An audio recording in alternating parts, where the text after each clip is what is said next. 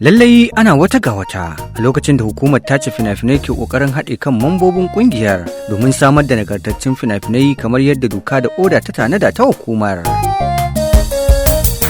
Sai ga shi an wallafa wani rubutu a shafin Instagram wanda Falal Ɗorayi ya yi, kuma Sunusi Oscar 442 ya sake maimaita rubutun wanda aka yi masa take da Censorship Board and Afa Kalla.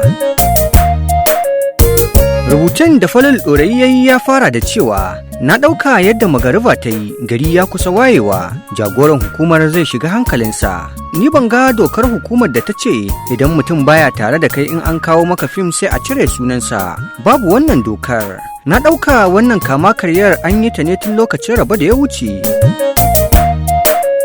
Sun bi ka, sun yi rijista dole, sun zuba kuɗinsu sun yi fim, sun ɗauko darakta sun biya shi. Sun kawo kace a cire sunan darakta har fim guda 3. Wai ina hankalinmu yake tafiya ne idan muna zalunci? Ko ɗauka muke babu ranar sauka?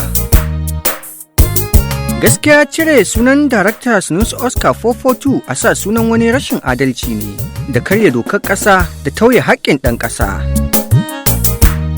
Sunusi Oscar 442 kana da damar shiga ƙara kotu, inji Falal Ɗorayi. Wallahi ina da tabbas za ka yi nasara.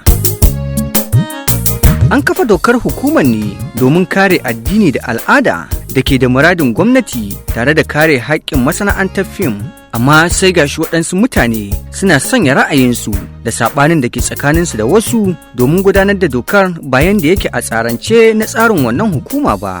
A dai mu gani idan tusa za ta hura wuta, kuma komai faɗin gona akwai kunyar ƙarshe.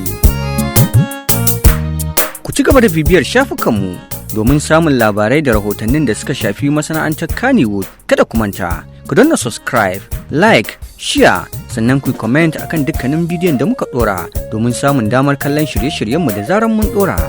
Mun gode.